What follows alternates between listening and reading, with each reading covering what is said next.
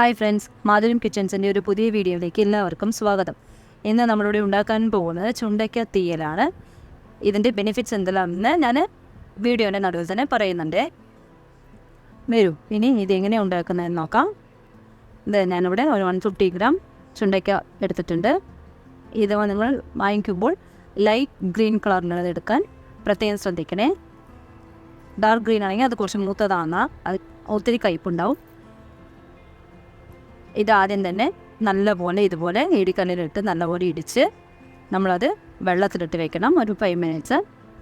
എന്നിട്ട് കൈയൂണ് നല്ലപോലെ തിരുമ്മി അതിൻ്റെ കറ കളയണം. അതിന് പുറമെ അതിൽ സീഡ്സ് കണ്ടോ, അതെല്ലാം തന്നെ നമ്മൾ കഴുകുമ്പോൾ തന്നെ അത് പോവും.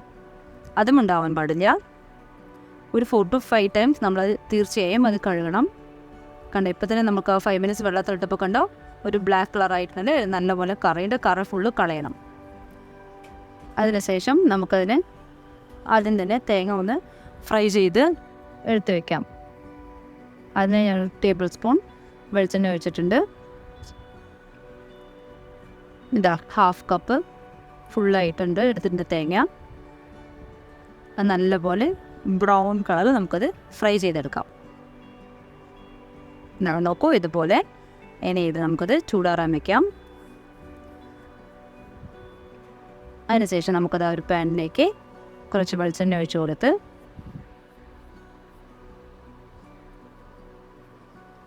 ചൂടായതിനു ശേഷം അതിലേക്ക് കടുക്,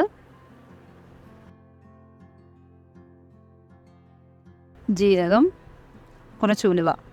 ഇതിൻ്റെ അളവെല്ലാം ഞാൻ സ്ക്രീനിലും ഡിസ്ക്രിപ്ഷനിലും ഡീറ്റെയിൽ ആയി കൊടുത്തിട്ടുണ്ട്, നോക്കണേ. കുറച്ച് കറിവേപ്പില.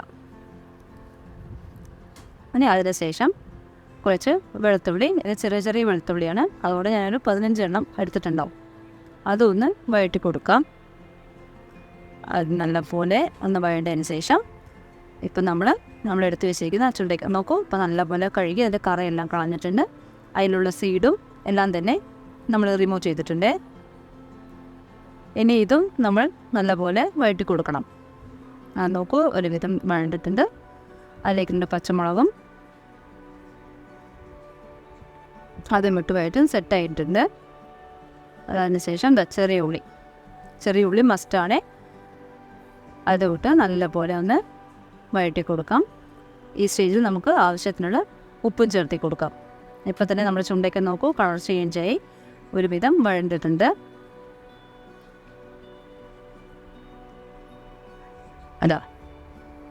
അതിനുശേഷം നമുക്ക് കുറച്ച് മഞ്ഞൾപ്പൊടി,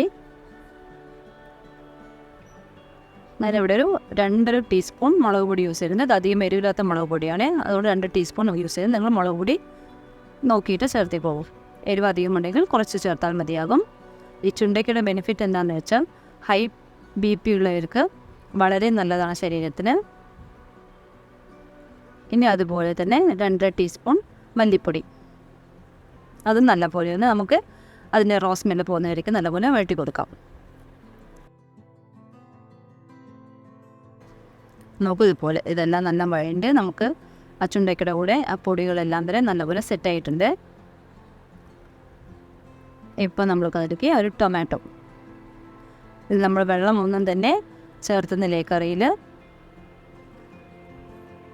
ഇപ്പം നമ്മൾക്ക് ആ ടൊമാറ്റോ ഒന്ന് മിക്സ് ആവാൻ വേണ്ടിയിട്ട് ഇതുപോലെ ചെയ്തിട്ട് ഒന്ന് അടച്ചു വയ്ക്കാം. സിമ്മിൽ തന്നെ വെക്കണേ.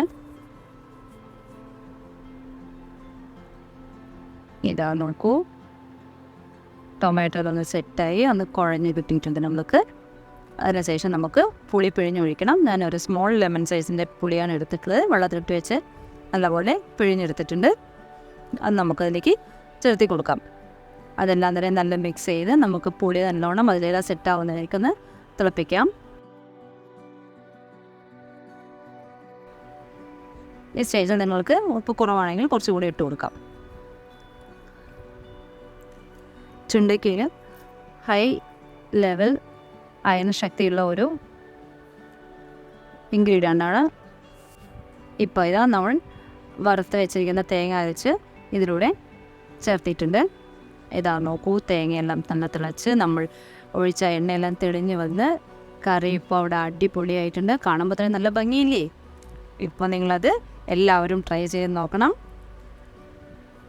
ഈ വീഡിയോ ആദ്യമായി കാണുന്നവരാണെങ്കിൽ സബ്സ്ക്രൈബ് ചെയ്ത് ലൈക്ക് ചെയ്ത് ഷെയർ ചെയ്ത് സപ്പോർട്ട് ചെയ്യണം. Thanks for watching.